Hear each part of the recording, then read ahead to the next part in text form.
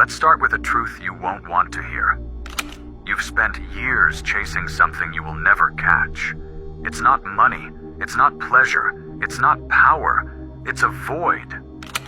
A hole so dark and so deep that you've tried to fill it with anything life put in front of you. Alcohol, drugs, sex, work, social media, food, even the love of the wrong people. You know it because you felt it. Every attempt fails. And yet you fall again, over and over, as if something were dragging you from within toward that abyss. Addiction is not a habit. It's not a lack of discipline. It's a scream, a silent roar that comes from the most hidden part of your soul. It doesn't matter how many times you say, "This is the last one." It doesn't matter how many calendars you cross off. It always returns. Because it's not the substance that keeps you chained, it's the void you cling to. That void has a face, an origin, a root. And even if you deny it, even if you disguise it as willpower or a cursed destiny, you know it all began long before the first drink, the first line, the first lie. Addiction is only the reflection of something much older.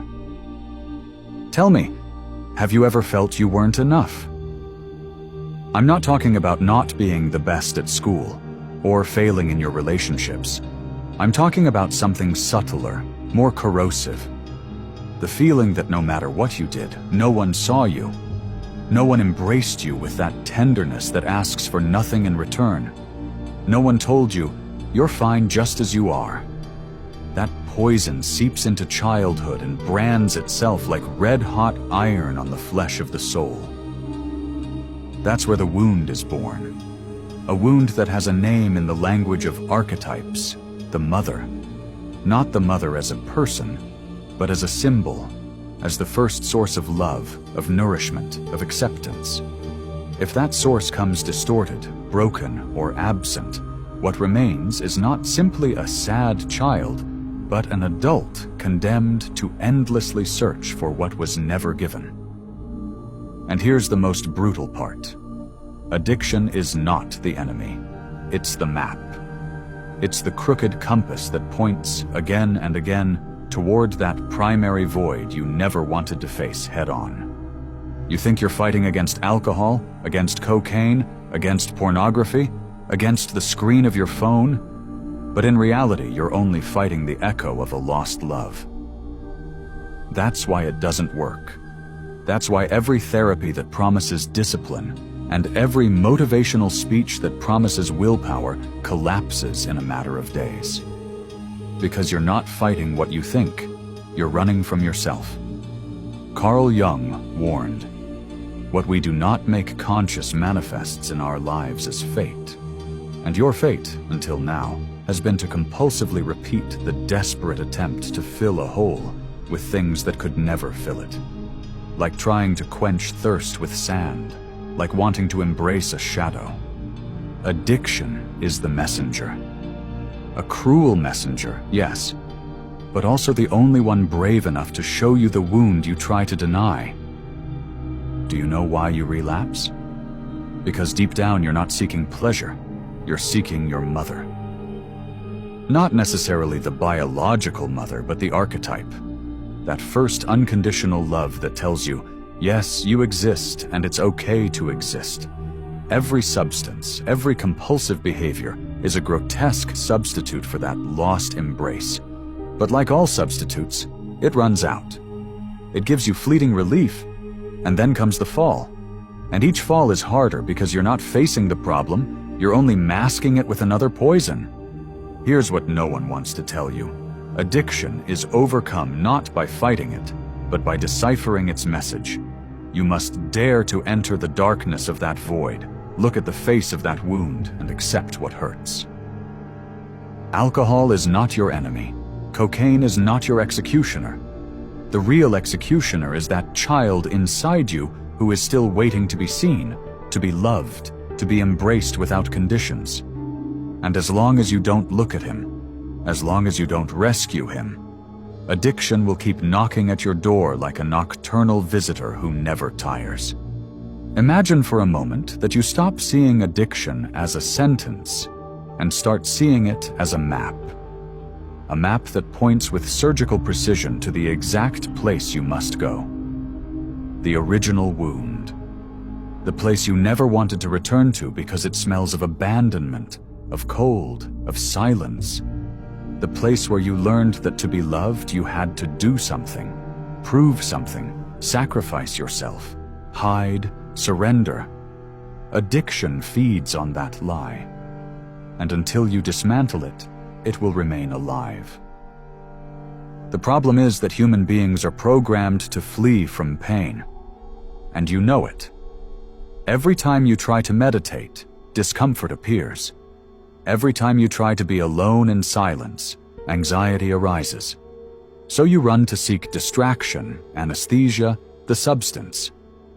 But the secret lies in going through that discomfort, diving into it as if it were a dark sea. Because only by embracing that wound can you transform it. It's not about killing the addiction. It's about listening to it. It's not about eliminating the void. It's about reconciling with it. Jung spoke of the shadow, that part of us we hide, we bury, we fear to show. Addiction is the shadow turned into habit. It's the shadow that has become routine. And the only way to overcome it is not to deny it, but to integrate it. When you look at it, when you accept it, when you say, yes, I'm broken, yes, I'm hungry for love, yes, I wasn't seen the way I needed to be, then the spell begins to break.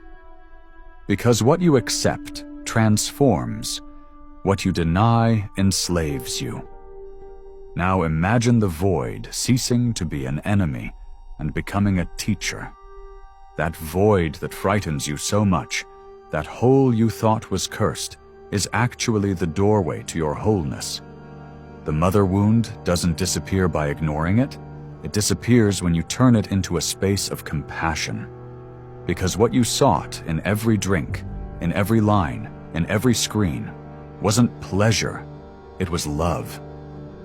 And that love, believe it or not, can still be born within you. Not from your mother, not from a partner, not from a drug, from you. Here lies the most brutal paradox. The addiction you hate so much is, in reality, the most honest message from your soul. It screams at you, look at me, go back to the origin, embrace the child you once were. It's no coincidence that relapse appears when you feel the most empty, when you are farthest from yourself. Because addiction is not punishment, it's the sign. The map that insists, here is the wound, here is what you need to face. The real work is not quitting the drug or stopping the behavior. It's daring to sit in front of yourself, with the lights off, and listen to that inner cry that was never comforted. And then, slowly, begin to build within you what you never received outside. The day you do, addiction will lose its power, because you will no longer need substitutes, because you will have found the source, because you will have transformed the shadow into light. I know, you don't want to hear it. It's easier to believe that addiction is an external curse, a demon that enters your body. But the truth is more unsettling. Addiction is you. It's your wound trying to save you, even if it does so in the clumsiest, most destructive way. It's your soul screaming silently that something inside is still bleeding. And until you listen to it, the nightmare will repeat itself. Ask yourself, what is it that you're really seeking when you consume, when you escape, when you drown in compulsion? What face do you see in that fleeting instant of relief? If you have the courage to answer, if you can withstand the vertigo of looking back and recognizing the truth, then you've already taken the first step towards liberation. Because healing doesn't come by fighting addiction, but by embracing the wound that gave birth to it. And here's the last warning. This path is not comfortable. You're going to cry what you never cried. You're going to feel the weight of an abandonment you've been hiding for decades. But when you go through it, when you reconcile with that truth, the void will stop being a monster and become a sacred space. Because there, in the very place where your addiction was born, your freedom can also be born. And what if I told you that addiction is not only an emotional wound, but also an unconscious ritual? Think about it. Every time you fall into compulsion, you're not simply consuming a substance or repeating a behavior, you are recreating an inverted sacred act. Like a dark priest, you repeat a ceremony that connects you to that primary void. The lit cigarette, the poured drink, the prepared line, the unlocked screen, all follow the same pattern. A preparation, a surrender, a trance. And in that trance, what you're seeking is not pleasure, but communion. A twisted communion, yes, but communion nonetheless. Human beings have always needed rituals to deal with the invisible, to make contact with what they do not understand. The problem is that when maternal love is missing, when that archetype is absent or distorted, we invent a parallel ritual that tries to return what was lost. That is addiction, a secret cult to the void. Look closely at your life. Every relapse has an order, a personal liturgy that you repeat as if under a spell. What does this mean? It means your psyche is trying to build a bridge to the divine, but it's doing so with contaminated materials. Addiction is not only a wound, it is also a misdirected prayer. You are praying to the shadow instead of praying to the light. Jung said that when an instinct doesn't find its healthy expression, it becomes destructive. And here is the proof. Your need for connection, for love, for transcendence, has been hijacked into a rite that leads nowhere. And what would happen if you could transform that ritual? Not eliminate it, but redirect it. Because it's not about emptying your life of symbolic acts, but about filling it with new symbols that give back what addiction stole from you. You cannot simply stop consuming. You need to create a space where that impulse toward the absolute has a real outlet. The problem is, no one teaches you this. Everyone talks about willpower, about discipline, about resistance. But few understand that the root of addiction is spiritual. If your soul doesn't find a healthy altar, it will keep kneeling before the bottle, before the needle, before the screen. There is something even darker. Addiction feeds on secrets. The silence in which you hide your pain, the mask with which you smile at the world while inside you're collapsing. That's what keeps compulsion alive. The secret is its oxygen. Because as long as you stay quiet, the wound will not be shared, will not be seen, will not be embraced. And without witnesses, the monster grows. That's why you feel that the more you hide your struggle, the stronger it becomes. Because addiction thrives in darkness, but weakens in the light. When you confess, when you reveal, when you dare to expose your wound, something in the spell breaks. The secret stops being a weapon against you and starts becoming a bridge to others. Here lies a fundamental point. The mother as a symbol is not only a personal figure, it's also collective. We live in a culture that doesn't know how to nurture, that doesn't know how to hold. We grow up in societies that demand we produce, compete, win, but that rarely teach us how to receive unconditional love. In this sense, we are all symbolic orphans. We all share that maternal lack that pushes us toward forms of escape. And some end up in visible addictions, others in invisible addictions. Obsession with success, dependence on recognition, the compulsive need for external validation. The poison is the same. It only changes masks. What's disturbing is that the more you try to fill that hole with substitutes, the bigger it becomes. Because every time you repeat the addictive ritual, You reinforce the lie that the void must be feared and covered up. But if you look at it from another angle, the void is not the enemy. The void is the womb, the fertile space where something new can be born, the darkness where the seed germinates. The paradox is brutal. What you fear most is also the only thing that can set you free. And here comes another revelation that may shake you. The maternal archetype does not heal by waiting for someone to give it back to you, but by embodying it yourself. Yes, you heard that right. You, who were the abandoned child, have to become your own mother. That means learning to nourish yourself, to sustain yourself, to embrace your shadows without demanding that they disappear. It means looking at yourself with the tenderness you never received. It's not a comfortable path, because it requires accepting that no one is going to rescue you, that there will be no miraculous return to the lost womb. But it is also the only real way out, to give birth to yourself. Addiction then becomes a mirror that reflects what you have not yet dared to give yourself. If you seek substances, it's because you still don't know how to console yourself. If you lose yourself in compulsive behaviors, it's because you still don't know how to care for yourself. The day you learn, the ritual will change.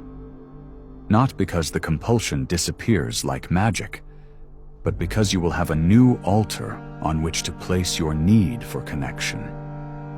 And that altar can be silence, art, nature, meditation, writing, whatever returns you to the origin without destroying you. Think about this. What if your addiction were actually a brutal training for discovering your true spirituality? What if every fall had been the cruelest way of preparing you to awaken? It may sound strange, even offensive, but it's the truth no one dares to say. Behind every addiction beats a search for the sacred. And when that search finds its true channel, compulsion loses its power. Because you no longer need to look outside for what you've finally discovered inside. The question now is, will you have the courage to become your own healer?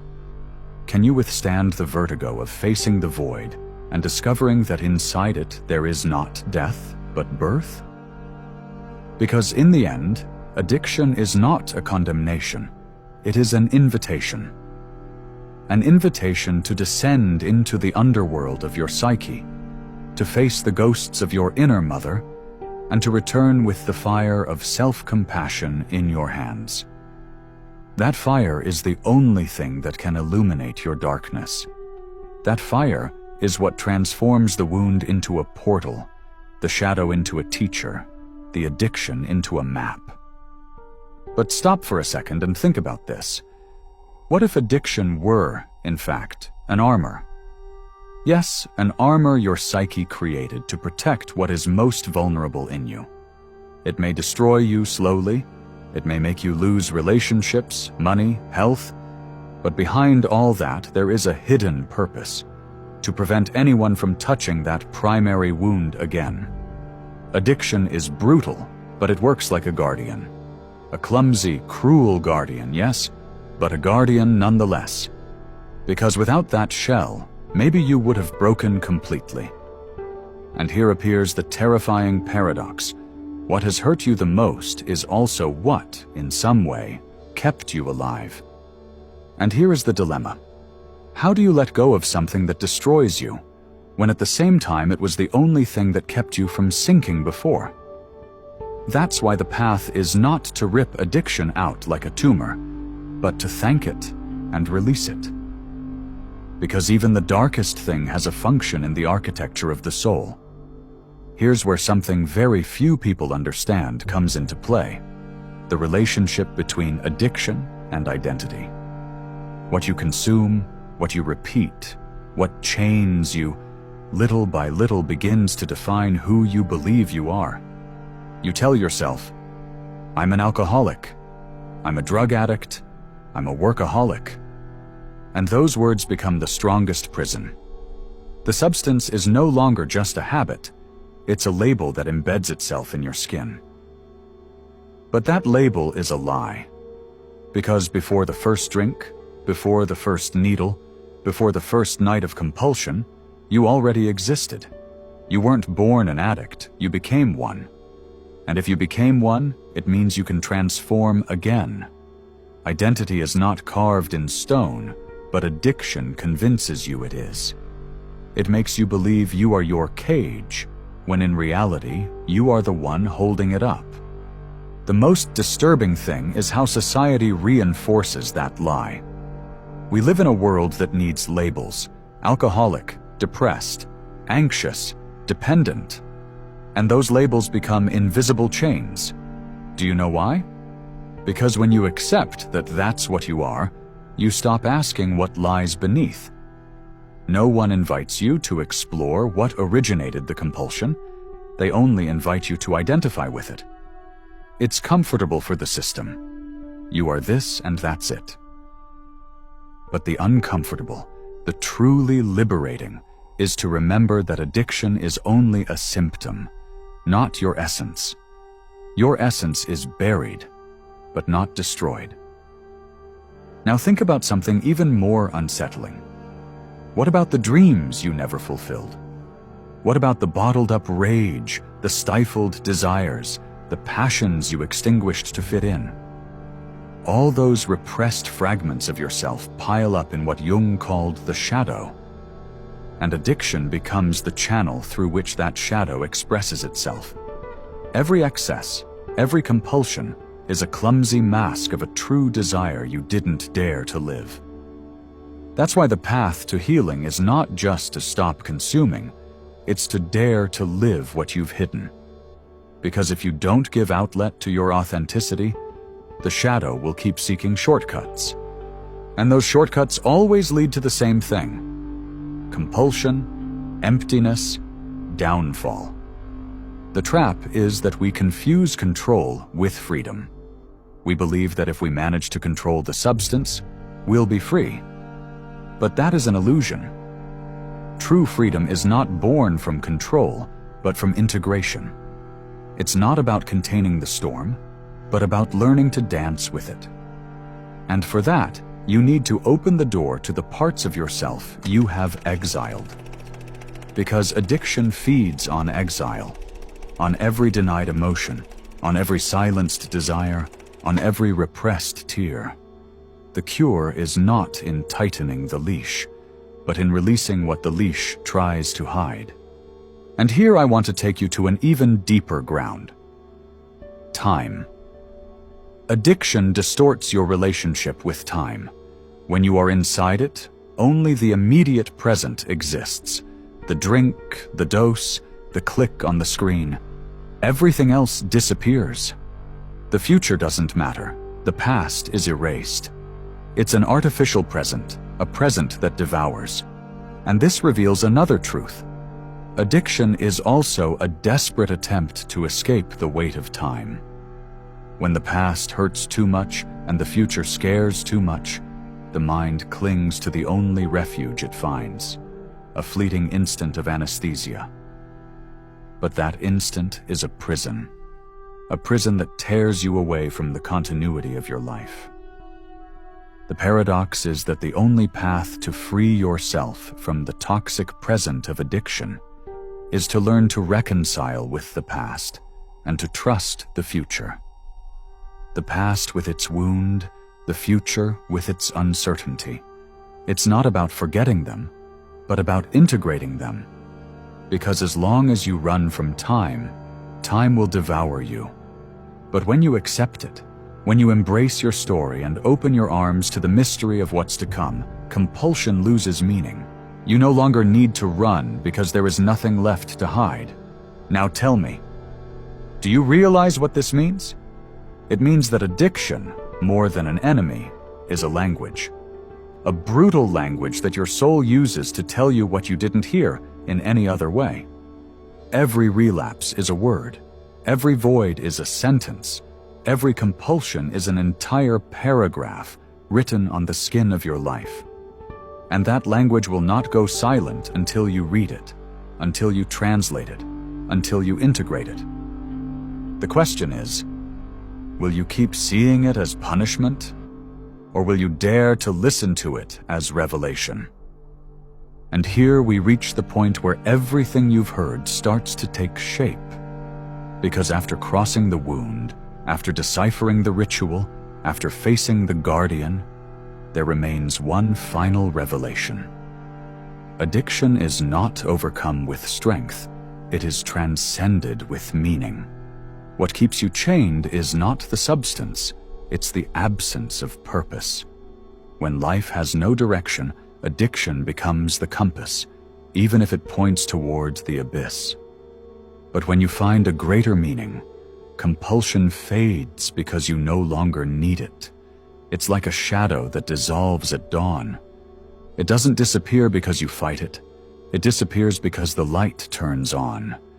And that light is purpose, the inner fire, the reason why you choose to keep breathing even when it hurts. And now that we've made it this far, before we continue, I want to present the following to you. Our book, The Formula of Awakening, is now available.